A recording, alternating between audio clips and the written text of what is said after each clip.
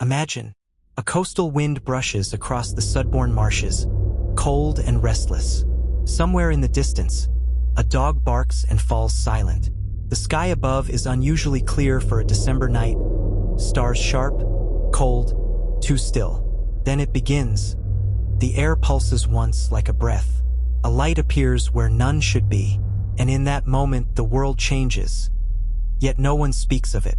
The village of Sudbourne had always been a quiet corner of Suffolk, its marshy outskirts damp with age and salt, where time moved at the pace of tide and tea. On the night of December 26, 1980, as most eyes were turned toward the unfolding drama at Rendlesham Forest, a far subtler event stirred in the shadows of this forgotten land. Arthur Bell sat by his kitchen window in a drafty stone cottage that faced east toward the reeds. A retired signals engineer for the Royal Air Force, Arthur had learned to trust strange frequencies.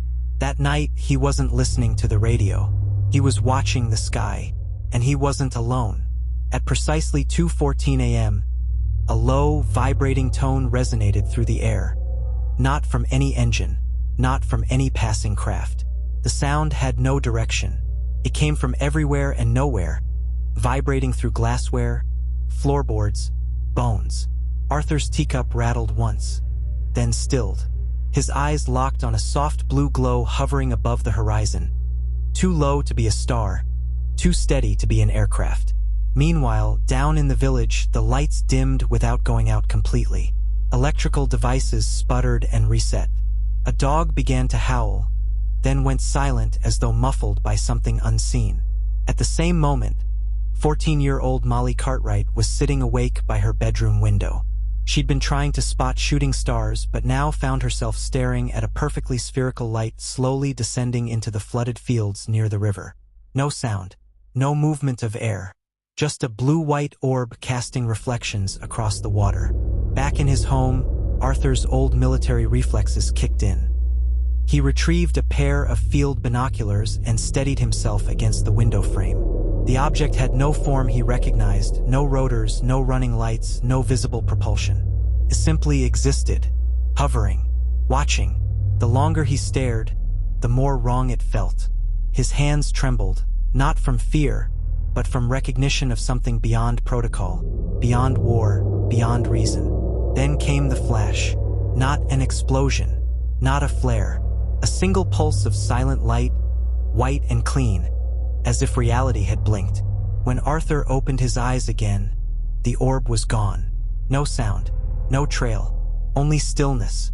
But the marsh had changed. The reeds near the eastern bank of the river had flattened in perfect concentric circles. Birds roosting in the trees had flown, not away, but upward, as if drawn toward something unseen. The dog that had howled was never seen again. By dawn, military vehicles were spotted moving silently along the narrow roads leading toward the marsh. No markings, no insignias, just a team of 6 men in dark fatigues, carrying instruments and sealed cases, fanning out without a word to the villagers. Arthur stood at the edge of the field that morning, watching them from afar. He recognized the body language. This wasn't a rescue or a cleanup. It was containment, and they were too late, because in the center of that circle of reeds, buried half in mud, half in frost, was a burn mark shaped not like any landing gear, but like a spiral. He didn't tell anyone, not yet, but the hum returned the next night.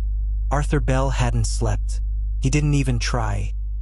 He spent the entire day after the sighting moving between his house and the edge of the marsh, watching the patterns in the reeds and the movements of the men who arrived at sunrise. They came in 2 jeeps, matte black, without number plates or unit patches. They parked just past the village limit and approached on foot, not speaking, not looking at the locals who gathered with wary eyes and silent questions. They moved with unsettling precision, as though they'd rehearsed this before, as though they knew what they'd find.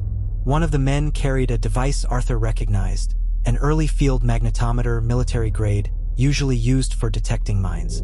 Another held what looked like a radiation counter, but its casing was sleeker, newer. The third took samples of the mud near the center of the flattened reeds, placing them in vials and carefully sealing each one. Arthur wasn't close enough to hear them speak, but he could tell when they noticed the spiral burn. One of them pointed. Another crouched and began taking photographs with a wide-format camera. But what Arthur noticed most was their posture. Not just clinical, but cautious, reverent, as though they were standing at the edge of something sacred or dangerous. Around midday, a fourth man emerged from the woods, not from the vehicles. He wore a long black coat and dark gloves. No clipboard, no tools. He only observed. When he saw Arthur watching from behind the tree-line, he did not flinch or wave him off. He simply stared back, calm, expressionless, as if Arthur were a variable in a long-running equation. By dusk, the team had left as silently as they came. They took the samples, the film, and their instruments, but they didn't touch the spiral mark.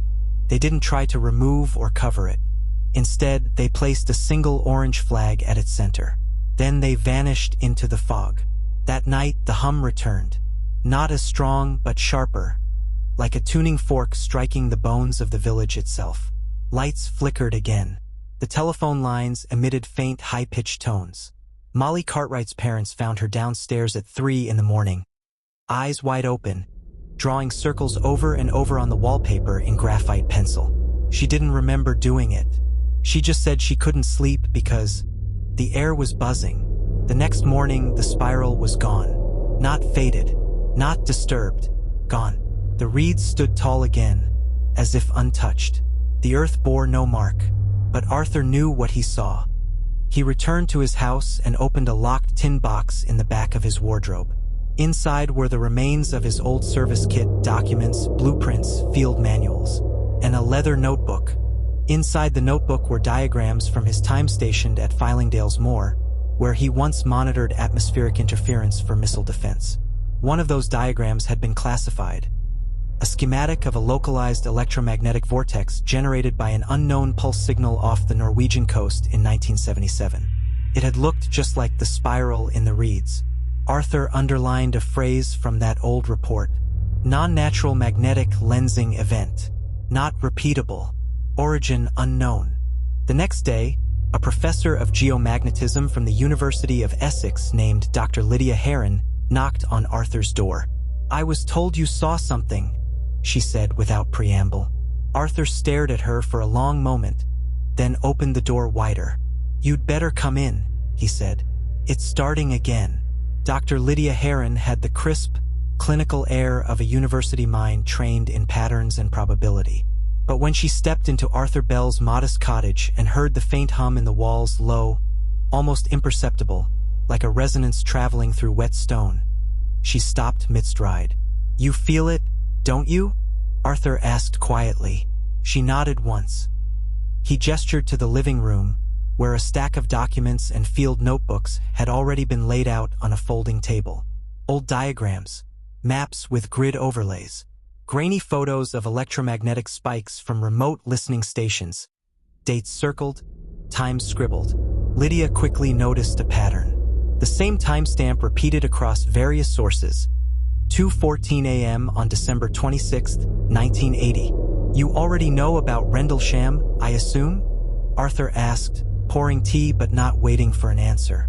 "That's what the rest of the world watched. But what happened here? They didn't even bother to bury it. They just ignored it, like it never happened." Lydia removed a black leather notebook from her satchel. "I found a suppressed paper written in 1981 by Dr. Roland Ashbridge. He worked for Orford's private atmospheric monitoring station. His readings that night showed an unclassified magnetic surge that spiked for only 29 seconds, concentrated within a 3-kilometer radius centered here." She pointed to the marshlands on Arthur's map. Nowhere else on the eastern coast showed that frequency. Arthur's hand froze over his cup. Why was it suppressed? "Because he used the term magnetogravitic coupling," Lydia replied. "That phrase doesn't officially exist in British defense science." Arthur frowned. "It does in American black projects." She looked up at him sharply. "Then you believe this was artificial?" Arthur stood and walked toward a drawer under his old bookshelf. He pulled out a tape recorder, one of the larger, reel-to-reel units, yellowed with age but still intact. This is why I contacted the university anonymously last week. I recorded the hum, on tape, twice. Lydia's eyes widened. You recorded a harmonic distortion field? Listen. He pressed play. First nothing, then a soft pulse, like whale song dragged through metal. It looped, paused, shifted. Frequencies modulated and twisted over themselves. But at precisely 13 seconds in, a secondary signal layered in, structured, repeating. Not noise. Do you hear that pattern? Lydia whispered. Arthur nodded. That's not natural resonance. That's engineered harmonics. Lydia sat back, stunned. It's trying to stabilize something, like it's phasing in and out. A self-contained frequency loop, just like the failed time envelope experiments in Alberta. Arthur turned the recorder off. I think whatever came down in Rendlesham wasn't alone, he said. I think Sudbourne was a secondary site, a field stabilizer, maybe even an anchor. Lydia looked back at the tape machine. Then what happened to the spiral mark? Arthur looked out the window toward the now frozen marsh. Maybe it was never burned into the ground, he said softly. Maybe it was projected from beneath it. That night, Lydia stayed in the village. She took electromagnetic readings by the water's edge and set up a portable field scanner. At 2:14 a.m., the scanner froze, then displayed a single word on the screen. Unlocked, and the hum began again, louder this time. From the marsh, a faint light began to rise. The hum didn't fade. It grew low at first, like a subsonic thrum from deep within the soil. It wasn't just sound. It was pressure, a push behind the eyes, a tremor in the chest. Lydia staggered backward as the light over the marsh began to shimmer. Blue-white, silent, pulsing once every second like a distant heartbeat. Her scanner sputtered, then died. She dropped to her knees beside it, flipping open the field terminal's manual override and manually pulling the last 5 seconds of recorded data. Her gloved fingers trembled as the screen refreshed. What she saw shouldn't have been possible. Coordinates, depth, shape recognition. The scanner had performed a subsurface spectral sweep during the harmonic peak, and beneath the marsh, buried between 5 and 12 meters down, was a geometrically symmetrical structure, roughly oval, ringed with hexagonal voids arranged in a non-Euclidean spiral lattice. A structure that, according to the geology of the region, should have been impossible to exist under glacial clay. She whispered under her breath, "It's not just under the surface. It's anchored." Back at Arthur's cottage, a radio left on in the background suddenly crackled to life, emitting a faint Morse-like sequence, then returning to static. Arthur looked up from his desk, unease crawling up his spine. Then the phone rang. No one had called his landline in months. He picked it up. A voice spoke calmly, without introduction. "Mr. Bell, please step away from the marsh." Arthur didn't recognize the voice. It was British, measured, cold. "We are aware of the readings. You are not authorized to engage further. Leave the area." Before Arthur could respond, the line went dead. Outside, he heard a vehicle engine. Low, diesel. He moved to the window, just in time to see a dark green transport truck rolling past the edge of the village road, slowing near the footpath to the marsh. But Lydia was still out there.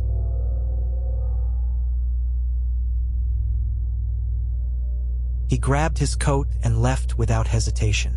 Lydia stood at the edge of the water as the light slowly descended back beneath the surface. The reeds barely moved. There was no ripple, no wind, just retreating glow and fading hum, until silence reclaimed the night like a closing vault. Arthur reached her minutes later, out of breath. "They're watching," he said. "They know about the signal. Someone traced your scanner." Lydia nodded absently, still staring at the water. "Arthur, something's down there." She handed him the tablet with the scan data. He stared at the rendered image on the screen. It resembled an underground chamber, massive, ordered, impossible. At its center, a perfect sphere surrounded by a triple helix. No mine shaft, no historical foundation, no geological fault line. "Whatever this is," Lydia said, "it predates our presence here. Maybe it predates us entirely." Arthur's eyes narrowed. Then it's not just a ship. Lydia shook her head slowly. It's a system, possibly part of a global array. Arthur's thoughts flickered back to old RAF rumor archives about unexplained radio shadows in Greenland, submerged harmonic beacons in the South Pacific, and Soviet-era black stations that mimicked signals that were never transmitted. He clenched the tablet tighter. If Rendlesham was a landing, he muttered, Sudbourne was a lock being opened. The next morning, without warning, the Orford Ness listening station, a Cold War relic long considered abandoned, transmitted its first encrypted signal in over a decade. No one claimed responsibility. No one admitted to reactivating it. But the waveform matched the one recorded in Arthur's old Fillingdale's notebook. And its final line, decoded by Lydia, read, Node awake, awaiting resonance synchronization. The road to Orford Ness was a broken line of old coastal tarmac, flanked by desolate shingle fields and wind-worn dunes. The decommissioned military testing site sat like a forgotten sentinel across the water, its strange pagoda-shaped buildings silhouetted against the gray sky. Access was officially restricted, but Arthur knew another way in. You used to work here? Lydia asked as they parked the car behind a thicket of gorse and frost-covered reeds. Not directly, Arthur replied, but during the early 70s I helped install a passive radar feedback loop here, part of Project Helios. Most people didn't even know the place still had power. They crossed the narrow footbridge under cover of early mist, careful not to disturb the brittle silence of the marsh. As they moved deeper into the compound, Lydia noticed something that made her stop mid-stride. Those pagoda roofs. They weren't designed for weather protection, were they? Arthur nodded. Blast deflection. These buildings weren't just for munitions testing. Some believed they were harmonic dampeners, acoustic baffles for energy containment. Inside the main structure, dust clung to the air like a memory. They moved past rusted panels, old rotary consoles, and filing cabinets sealed with tape and yellow tags. The walls were lined with analog equipment, still blinking faintly, operational despite being disconnected from the main grid decades ago. This place is still drawing power, Lydia whispered. From where? Arthur led her down a narrow corridor into a buried control chamber. At its center stood a terminal, sleek, modern, completely out of place. The screen glowed dim green. The interface was minimalist. No login prompt, no password screen, just a blinking command line. Node SDBN 031 active. Status: resonance unlocked. Incoming sync request. Global. Arthur froze. They connected it. To what? Lydia asked. Not to what, to where. Lydia tapped the terminal. A schematic appeared, globally scaled, minimal detail. Just dots on a map. One in Suffolk, one in the Urals, another pulsing near the Marianas Trench, a fourth flickering intermittently in Antarctica. All identical structures, she said. Same harmonics, all awakening. Suddenly, the screen flickered, distorted. A new message appeared. Unauthorized presence detected. Session logging enabled. Trace initiated. We need to go, Arthur snapped. Now. But as they turned, a heavy iron door at the far end of the hallway groaned open. From the shadows emerged a man, tall, thin, in an olive overcoat with a stitched insignia Arthur had not seen in years. A black hexagon with 3 inward-pointing arrows. He did not raise a weapon. He simply spoke. You were told to stay away from the marsh, Mr. Bell. Lydia stepped forward. Who are you? The man ignored her. His eyes remained fixed on Arthur. You activated the node. Do you even understand what you've done? Arthur's voice was ice. We've reawakened a buried signal, yes. One you buried. The man stepped closer. You've exposed a harmonic field that was sealed for a reason. If synchronization completes, then what? Lydia demanded. What happens when the resonance aligns? The man exhaled, not with frustration, but with resignation. It's not what you think. This isn't about visitors. This is about a mechanism, a system left behind. We were never meant to unlock it. Not now. Not so soon. Lydia's breath caught. You mean it's a countdown? He looked at her. It's a trigger. At that moment, the building began to hum. Deep, layered tones rising from below, matching the rhythm they had heard in the marsh. Outside, a blue glow crept along the floor like mist reacting to static. The man's voice dropped to a whisper. You've awakened Sudbourne, and it's listening. The hum inside the Orford Nest control room pulsed like a living thing, every surface trembling with low-frequency vibration, every shadow seeming to lean inward. Arthur stood between Lydia and the stranger, his eyes locked on the terminal screen as lines of data scrolled faster than he could read. The man in the olive overcoat stepped closer to the console, fingers dancing across the interface. You have to sever the resonance, he said. If you allow it to align with the global array, we lose containment. Lydia grabbed his arm. What do you mean containment? What exactly was being locked away? The man didn't answer. Instead, the screen flashed a new message. Sync status. 4 of 5 sites active. Entity presence. Detected SDBN 031. Visual confirmation requested. Lydia blinked. Entity. The stranger's jaw tightened. They called it a residual intelligence field. We never understood if it was alive in the way we define life, but it reacts to harmonic reactivation. Every time one of these sites lights up, it becomes more present, more aware. Arthur stepped forward.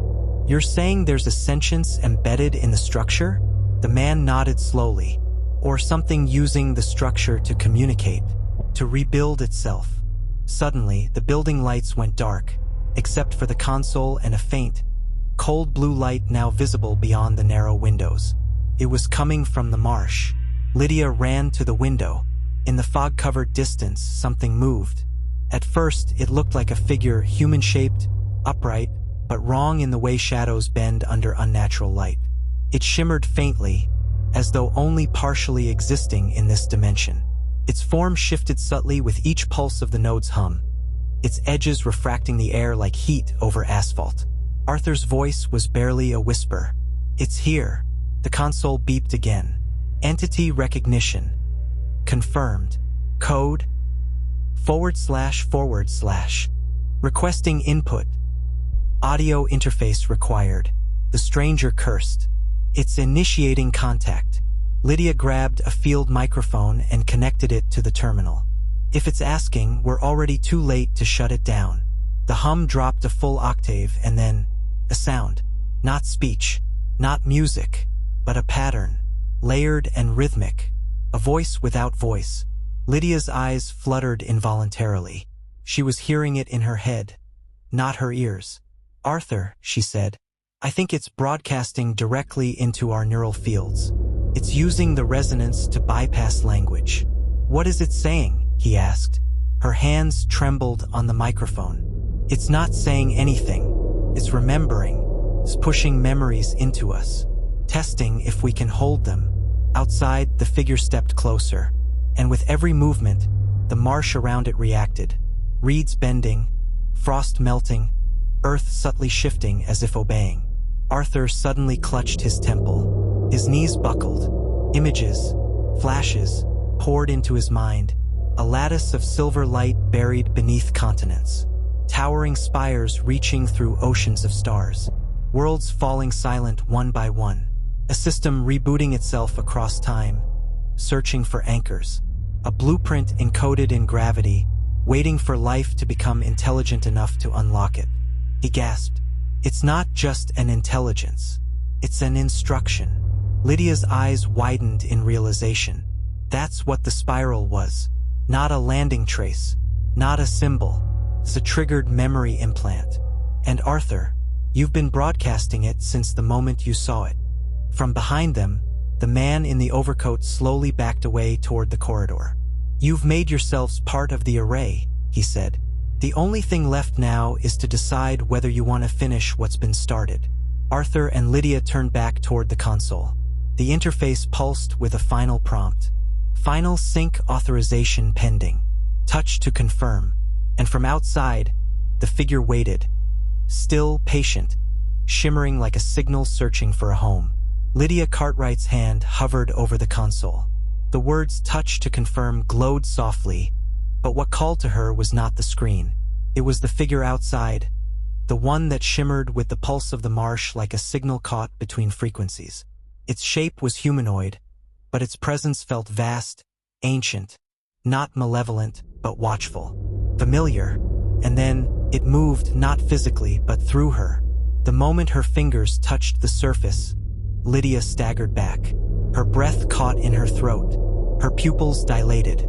The air around her shimmered with invisible force as the terminal emitted a single resonant tone. Arthur shouted, "Lydia!" But she didn't hear him. She stood motionless, body rigid, as a rush of information cascaded through her mind. Not in language, but in sensations, impressions, structures of thought far beyond human architecture. They came like a flood. Cities made of magnetism, solar systems encoded in time pulses, memories layered within crystalline geometry. She saw beings, not machines, not organic, moving in and out of dimensions like ink slipping into water. And she felt them fall. Not die, not vanish, but shut down. One by one, the nodes on distant worlds dimmed, sealed themselves, buried deep within planetary crusts to await reactivation. Their creators had known the risk. They had built the system not to survive, but to be found, by minds capable of remembering them. Lydia gasped and collapsed to her knees. Arthur caught her, her body trembling. She blinked rapidly, eyes unfocused. "It's not a warning." He steadied her. "Then what is it?" "It's a transfer," she whispered. "They're passing on everything. Their knowledge, their purpose. Every civilization that activated a node became a carrier, a bridge for something greater. We're just the next relay point." Arthur's blood ran cold. "Is it safe?" Lydia turned to him slowly. "They didn't survive," she said, voice hoarse. "But the signal did." Outside, the figure moved again, closer now, less distinct. It was no longer simply a projection of light. It had form, density. His feet touched the earth, but left no trace. The console beeped sharply. Global node status. 5 of 5 active. Harmonic lock engaged. Preparing full memory transfer. Arthur looked at Lydia. "What does that mean?" She stared at the screen. "It means the planet is becoming a repository, a vault. And us. We're the interface." Suddenly, the floor beneath them trembled. Not violently, rhythmically, a slow, deep pulse radiating upward from the ground, one every 4 seconds. The stranger in the olive coat stepped back into the room, his face pale. "It's begun," he said. "I've seen this once before, in Kazakhstan, but that node collapsed before full resonance. This time, it's holding." Arthur turned toward him. "You were part of this. Who are you really?" The man met his gaze. "My name is Owen Vale. I was assigned to the Harmonic Watch in 1976. I've been following the pattern since the first node blinked awake in the Arctic. You weren't supposed to find this. Not yet." Arthur scoffed. "You really thought you could keep this buried?" "I didn't want to stop it," Vale replied, his voice flat. "I wanted to understand it. But now that all 5 nodes are awake, the sequence is irreversible. The Earth is syncing with the archive." Lydia stood, her voice stronger now. "It's not just an archive. It's a restoration protocol. It rebuilds lost knowledge, seeds language, math, perception. This could change everything about what we are." Vale shook his head. "You're wrong." The console began emitting a higher-pitched tone. The air grew thick, the edges of the room bending slightly in the corners of their vision. Arthur turned to Lydia. "What is it?" Her voice dropped. "It's not just seeding knowledge." The console displayed one final message. "Biosignal transfer initiated. Host conversion underway." Lydia's skin shimmered with fine motes of blue light. Arthur stepped back in horror. "Lydia, I'm fine," she said, her voice suddenly layered, echoed. She turned toward the door, toward the glowing figure standing just beyond it. "It's here to ensure continuity," she said. "It doesn't need to survive. It needs to be remembered. Through us." Then the figure stepped inside, and time bent. Time did not stop, fractured. As the figure crossed the threshold of the Orford Nest facility, a wave of distortion rippled outward like heat over a frozen lake. Lights flickered not just in the building, but across the marshland into the sky itself, where stars bent slightly, impossibly, in patterns no human eye was meant to witness. The structure, the land, the people, all now tethered to a frequency not born of this world. Arthur gripped the edge of the console. His vision blurred for a moment, the edges of reality distorting like a warped lens. Lydia stood completely still, facing the figure.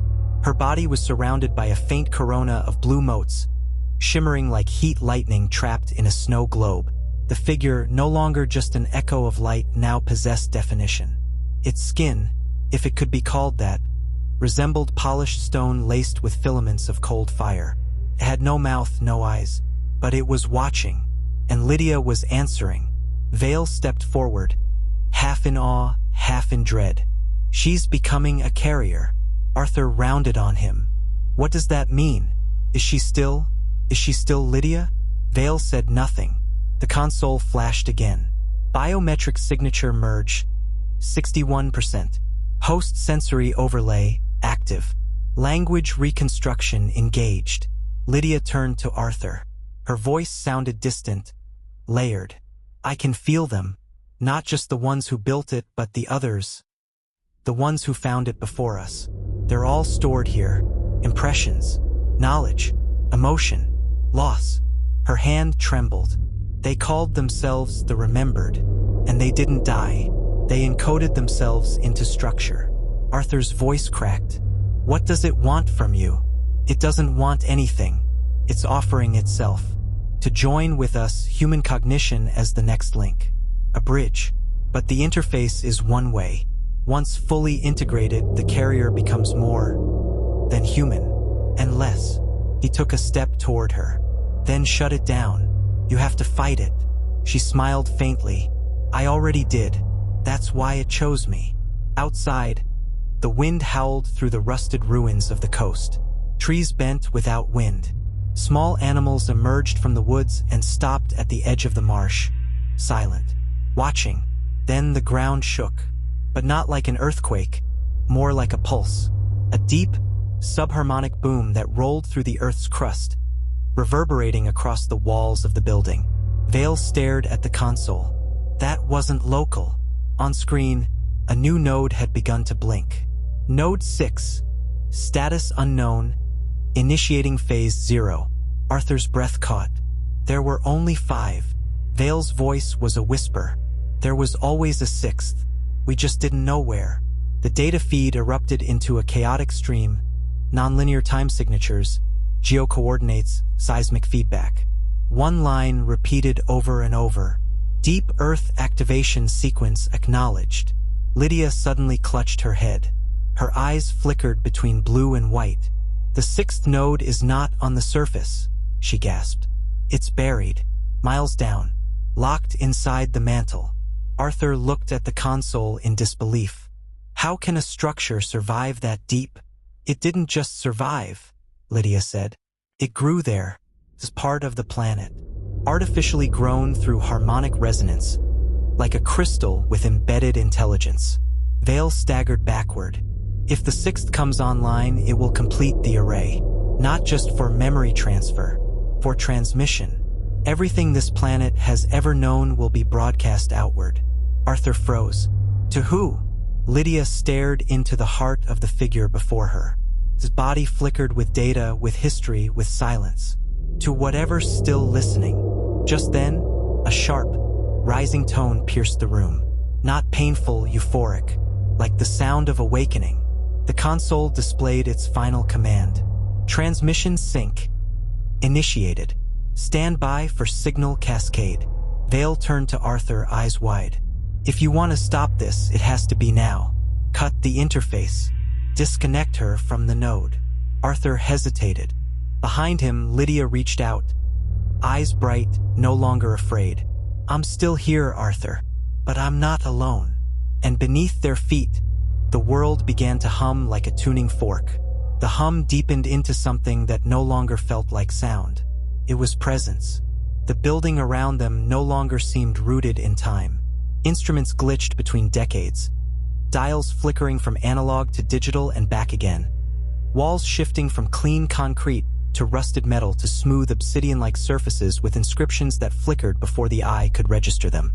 The Orford Ness facility was no longer simply a location. It was a conduit. Arthur Bell stood motionless in the center of the storm, sweat beading on his brow, one hand on the console that now pulsed with rhythm like a beating heart. Vale stood nearby, his voice nearly drowned by the harmonics. "If you cut the connection now," Vale shouted, "she may survive. She may forget, but the array will fail. The sixth node will collapse before it stabilizes." Arthur turned, staring at Lydia.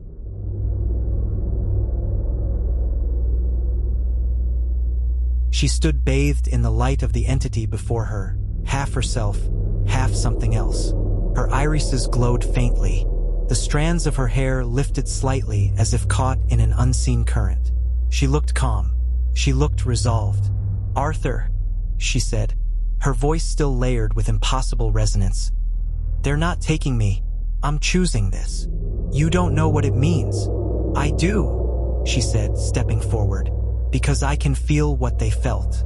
The builders, the remembered, they feared extinction not because they feared death, but because they feared losing everything they'd learned. Their songs, their stories, their mistakes. This structure, this signal, it's not a weapon. It's a last message in a bottle cast into the black sea of the void." The console beeped again. "Node 6. Stabilized. Initiating uplink. Transmission cascade. T-2 minutes." Vale looked at Arthur. 2 minutes. After that, the full cascade begins. Every frequency on Earth, from satellites to brainwaves, will be aligned. We don't know who or what is out there to receive it. Arthur's mind raced. "What happens to her?" he asked. "She'll become permanent interface," Vale said. "Her consciousness will hold the alignment together. She'll survive, but not as herself." Lydia's hand found Arthur's. She was warm, real, still her. "Arthur, this is more than a message. It's our inheritance. They waited eons for someone to be ready to receive it. And we are. But only if we choose to listen." Arthur stared into her eyes. He remembered his younger years, believing in science, in structure, in order. But in all that time, he'd never once believed in destiny. Until now. Suddenly, the building shifted again. Just slightly. The temperature dropped. Outside, clouds rolled backward against the wind. A beam of pale light shot upward from the marsh toward the sky. Too focused, too precise to be weather. Vale ran to a backup console and began entering abort commands. "Arthur, help me," he barked. "You can still override the uplink if we cross-patch the secondary." He stopped. The screen read, "Uplink override blocked. Interface lock complete." Lydia gasped, and her knees buckled. Arthur caught her. Her voice was faint. "It's beginning." Vale cursed. "It's too late. The sixth node has accepted her neural map. The signal's embedding into her DNA. If we break it now, we kill her." Arthur stood in silence. Time slowed. Then the final sequence flashed on the screen. 3 seconds. 2 seconds. 1 second. Transmission active. The room lit up, brighter than lightning but without heat. A great pulse echoed through the earth, across the sky, through every unshielded antenna, every geological fault, every dormant signal array. And then, silence, followed by a sound no machine made, no human uttered. It was the sound of acknowledgement, not from Earth, from somewhere else, somewhere listening. And for a heartbeat of time, the sky over Sudbourne blinked. The world did not end, but something had changed.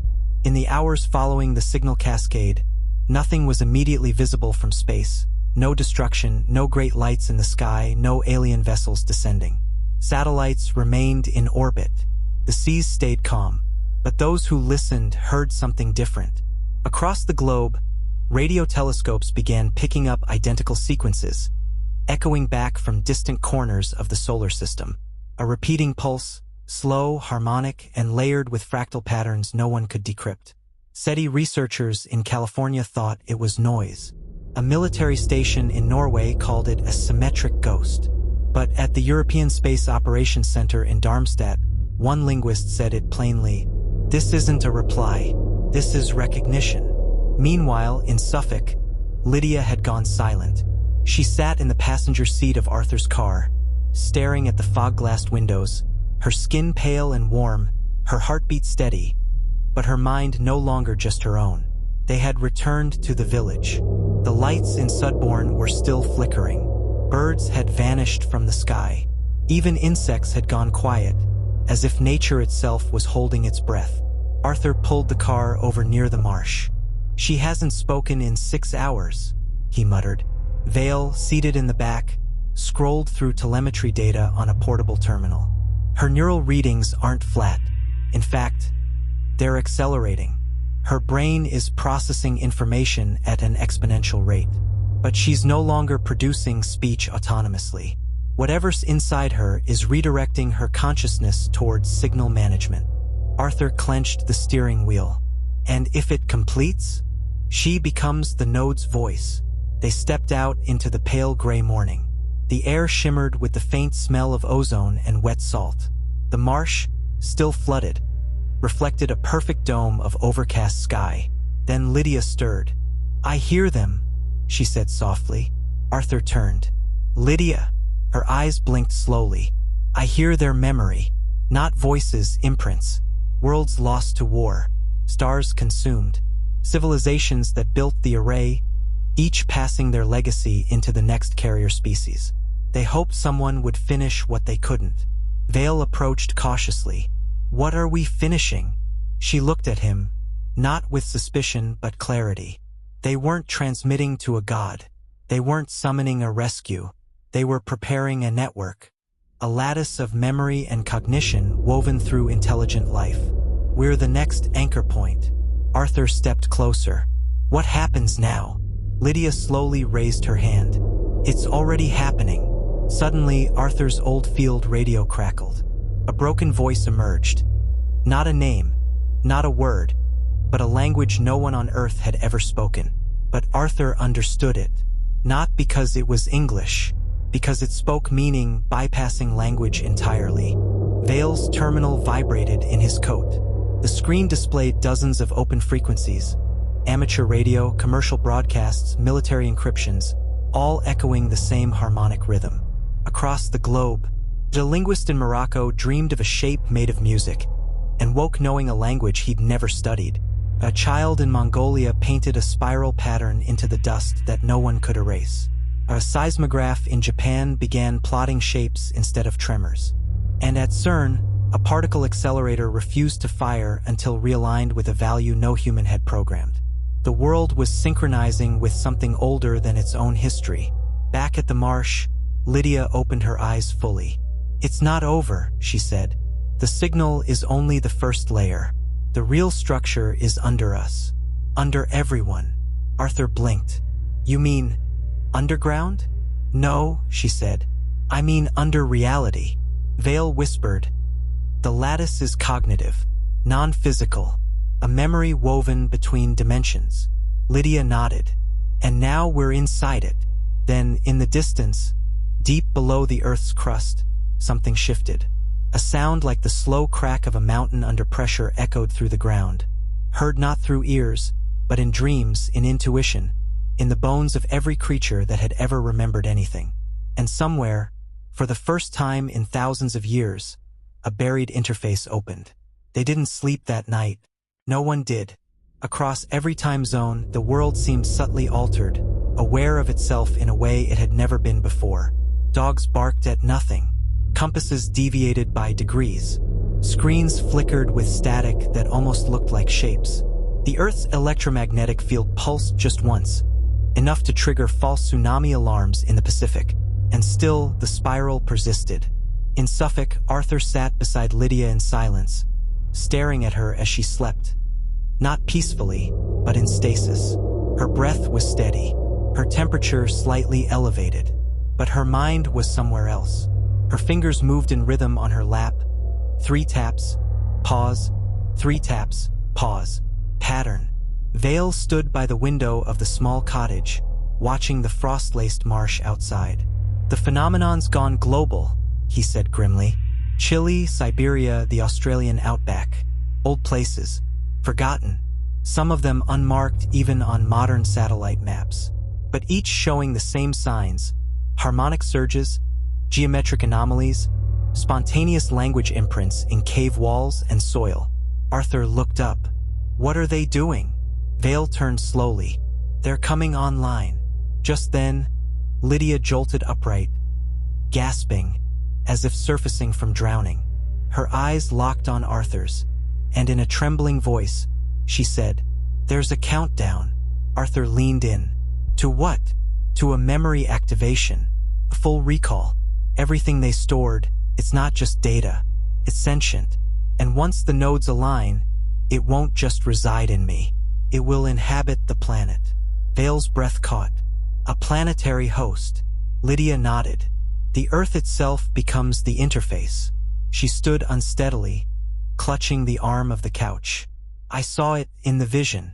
The 6th node, deep under the Andes, beneath a mountain that's collapsed into itself.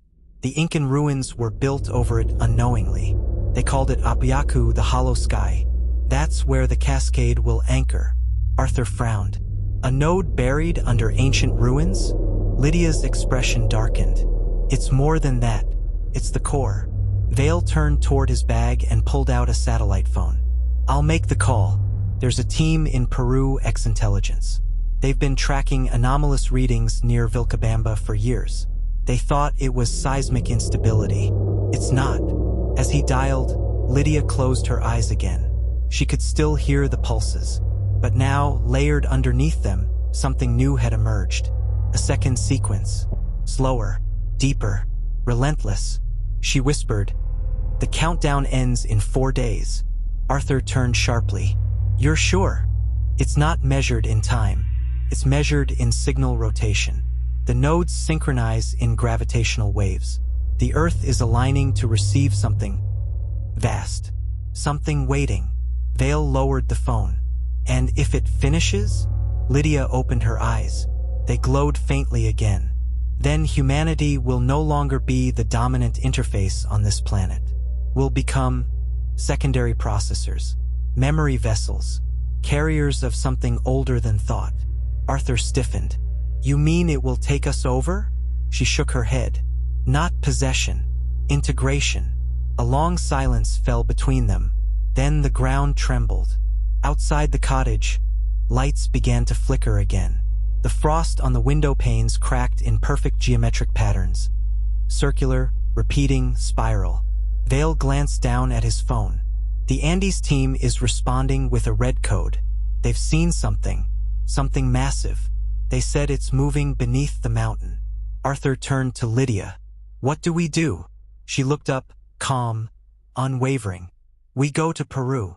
3 days later, the winds above the Peruvian Andes howled like a voice too old to speak. Arthur, Lydia, and Vale stood atop a jagged ridgeline overlooking a collapsed valley south of Vilcabamba. Mist curled like fingers through the rocks, parting only to reveal fractured stone walls and symbols carved deep into basalt. Spirals, helixes, nested triangles. Ancient, intentional. They had arrived by air under diplomatic silence. No customs, no press. The Andes team met them in silence. Former geologists, intelligence analysts, archaeologists turned reluctant observers. No one asked who Lydia was. They knew. They had seen the transmissions too. "It started 3 nights ago," said Renata Cordero, the leader of the site team. "Tremors with no epicenter. Light emissions from beneath the rock. We set up instruments to triangulate the signals. Thought it was geothermal." She paused. "Then the drones started feeding back false images." Vale looked up from his portable terminal. "False how?" "They showed structures that aren't there," she said. "Or maybe that aren't yet visible." Lydia stepped forward, her eyes scanning the terrain. "This is the place. This is the core node." Arthur followed her gaze. "What are we standing on?" "A vault," she replied. "One built not by humans, but remembered through us." The team descended into a sinkhole near the base of the ridge. Beneath a thin crust of moss and shattered stone, they uncovered a stairwell, carved directly into obsidian, edges sharp, untouched by weather. It spiraled downward. No one questioned why it hadn't been discovered before. Deep inside, the air grew warmer. The walls began to emit a faint inner glow. Geometric impressions pulsed beneath the stone as if responding to Lydia's presence. They reached a chamber, a perfect sphere, 50 feet in diameter, with a central obelisk that hovered an inch above the floor, spinning slowly. It was covered in symbols no one could read, but all instinctively understood. Lydia stepped closer, her voice trembling. "This is the heart of the array." Arthur took a slow breath. "And what happens when it completes?" She turned to him, half-lit, half-shadowed. "The Earth changes. Not in geology, not in politics, in function." Vale stepped beside the obelisk, his voice tight. "This was never about contact, was it? This was about relay. The remembered weren't warning us. They were bootstrapping us." Lydia nodded. Every civilization that accessed the array contributed to it. They preserved themselves in structure and thought, encoding perception, memory, and logic into quantum harmonics. And Earth is now ready to become the next carrier. Renata's radio crackled, a voice from above the surface. "You need to see this. The sky's opening."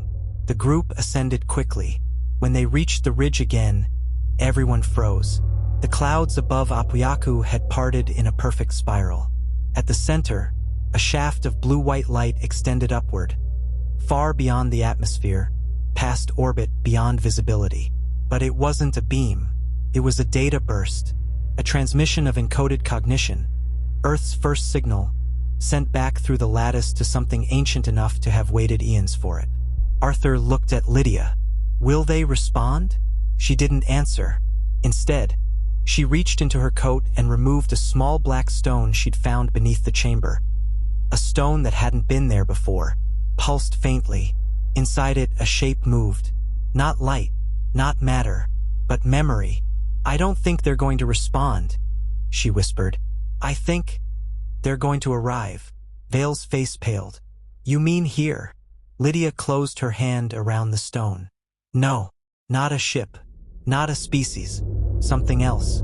Something that comes not from above, but from within." Arthur's voice broke the silence. "What do we do?" Lydia looked at the sky, now flickering with foreign constellations. "We wait," she said, and beneath their feet, the obelisk began to vibrate with a tone that had no earthly origin. The countdown was nearly complete. From the Andes to the Arctic, across cities and oceans and ancient burial grounds, the same strange transformation unfolded. Language appeared where none had been before. On bridges, road signs, glass windows, and concrete walls, symbols emerged, carved not by hand, but by energy. Spirals, fractals, glyphs that pulsed faintly in darkness. Across continents, witnesses reported seeing them shimmer in the rain, burned into frost, glowing faintly on skin after dreams they couldn't recall. At first, governments blamed hacks, vandalism, hoaxes, but then the machines started reacting. Smartphones spoke in unprogrammed tongues. Speakers emitted layered tones even when powered off. GPS systems guided drivers through impossible routes that vanished on return. Servers ran unprompted processes written in no known coding language. Autonomous satellites changed orbit without human command. It was as if the entire digital layer of the planet had become aware. And the tone, the low, rhythmic harmonic that had haunted Sudbourne and awakened Apiaku, was now audible everywhere, if only briefly, at the exact same second. 2:14 a.m. Greenwich Mean Time. Each night, for 13 seconds, Lydia felt it most. Back in the ridge camp near Apiaku, she stood beneath the spiraling sky, eyes closed, the black stone she carried now embedded just beneath the skin of her palm. It had fused there without pain, without scarring, pulsed with her heartbeat. She no longer dreamed in words. She dreamed in structures. Vale sat beside Arthur on a slope, watching Lydia from a distance. "She's shifting," he said. Arthur didn't look away. "She's not just processing the signal anymore, is she?" "No," Vale said. "She's translating it." Suddenly, Lydia inhaled sharply and dropped to her knees. Arthur ran to her side. "Lydia!" She wasn't unconscious. Her body shook with the strain of vision. Eyes wide, pupils blown wide, lips parted in soundless murmur. And then, she spoke, but not with her voice. The ground around them trembled, and the very air shaped her words. "This world is suitable. This world can carry. This world has memory." Then silence. She collapsed into Arthur's arms. Vale's face had gone pale. It wasn't her. Arthur looked up. "Then who was it?" "The array," Lydia whispered hoarsely. "It spoke through me. That night," she explained what she had seen. "A vision timeless, without beginning or end. A ring of planets like Earth once connected in a great chain. Each node once alive, each one now silent, except Earth. She had seen the failure, the last full integration centuries ago, that ended in planetary extinction. Not by invasion, but by overload. Too much memory, too much thought. A world can remember until it collapses beneath the weight of everything it knows. And now Earth stood at that same threshold. Arthur sat in the dark, staring into the campfire. "Can it be stopped?" Lydia shook her head slowly. "No, but it can be guided." "How?" She opened her hand. The stone pulsed brighter now, like a heartbeat shared by something vast beneath the ground. "We must make a choice," she said. "We can integrate and carry everything, their memories, their failures, their triumphs. Or we can sever the chain and remain alone." Vale stood in silence. "And what's the cost if we carry it?" Lydia's gaze shifted to the horizon, where the stars had begun to shift subtly, not visibly, but in pattern. She spoke softly.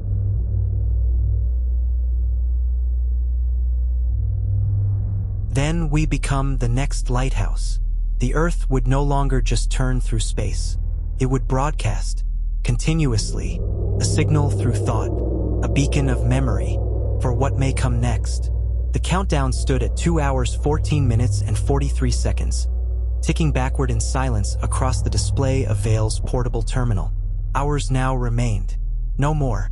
The team gathered once more at the base of the Apuyaka ruins, where the spiral of light overhead had narrowed into a single, constant beam, stretching into the stars like a thread of truth woven through the void. Below the surface, the chamber beneath the Andes had changed. What was once cold obsidian had grown warm to the touch. Symbols pulsed with intention. Arthur, Lydia, and Vale descended into the vault. This time, they knew what awaited. As they reached the inner sanctum, they found the central obelisk no longer spinning slowly. It now hovered mid-air, humming at a frequency just below audible range, the glyphs upon it shifting with impossible speed, changing, learning, evolving. Lydia approached it first. The stone in her hand glowed brighter in resonance. Her steps were slow, reverent. The chamber welcomed her now. She was no longer an observer. She was the key. Behind her, Arthur followed. His face was pale, lined with weeks of stress, disbelief, and the slow erosion of everything he once held to be rational. Yet here he was, descending with her into the memory of the planet. Vale remained at the edge of the room. "No interference from me," he said. "This is your choice now." Lydia placed her palm on the obelisk. It shimmered, desolidified, then reformed into a surface that accepted her hand, pulling data from her, from the stone, from her thoughts. Lines of code burned into the walls. Then a voice, not hers, filled the chamber. Carrier accepted. Memory lattice stable. Final node awaiting directive. Lydia closed her eyes. "This is it," she whispered. "Once I issue the command, the Earth becomes a node, a lighthouse in the network, and everything changes." Arthur stepped closer, quiet. "What happens to us?"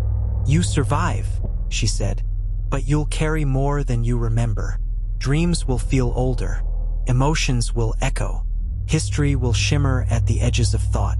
Humanity will remain, but never untouched. Vale's voice echoed gently. And if we choose not to activate, then the lattice goes dormant. The knowledge fades. All the civilizations who came before vanish forever into the dark. Arthur clenched his fists. And maybe we stay human. Maybe we earn our way without inherited wisdom.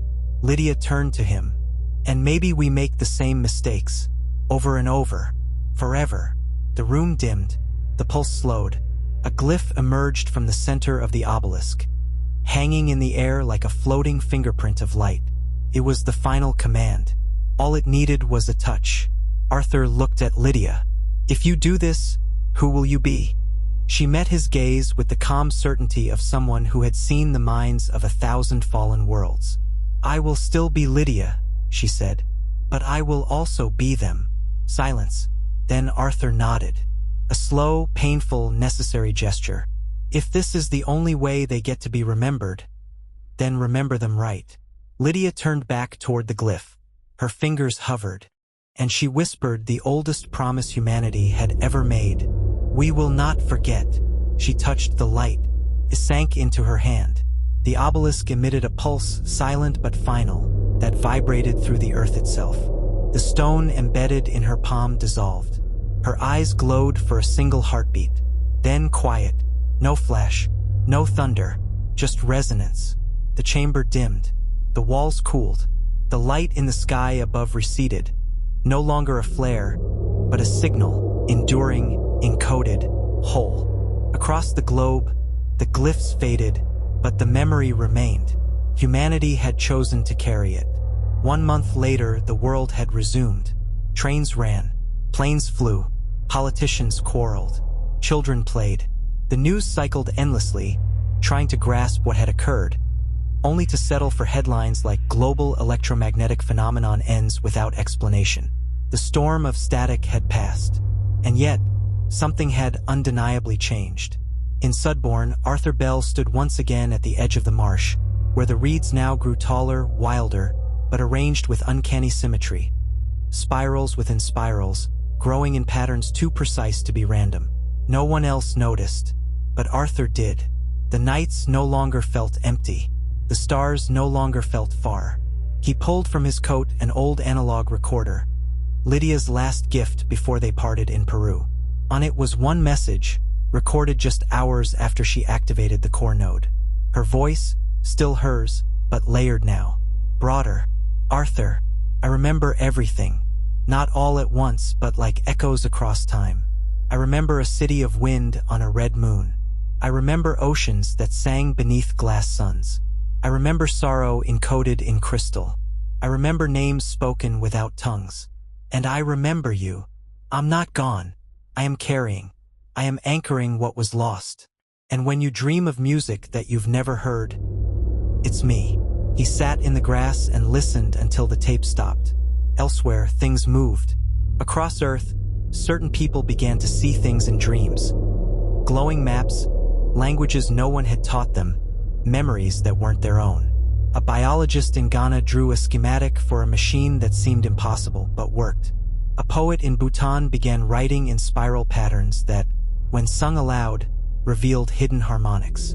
A child in coastal Japan could predict seismic activity through drawings alone. All different people, all carriers, not possessed, not controlled, just remembering. Humanity did not become something else. It became more of itself, awakened. The signal did not strip identity. It widened its horizon, and somewhere far beyond Neptune's orbit, past the gravitational reach of the sun, a drifting array of alien architecture, long dormant, blinked once. Not a flare, not a weapon, but a response. The stars did not answer with sound, but with movement. A trajectory realigned, path corrected. Something someone had heard Earth's memory, and was coming home. Back in Suffolk, Arthur stood beneath a now cloudless sky. His hand traced the edges of a spiral carved into a nearby stone. No one else saw it appear, but he did, because Earth was now part of something far greater than itself. Not a planet, but a library, a lighthouse in the dark, and the light was on.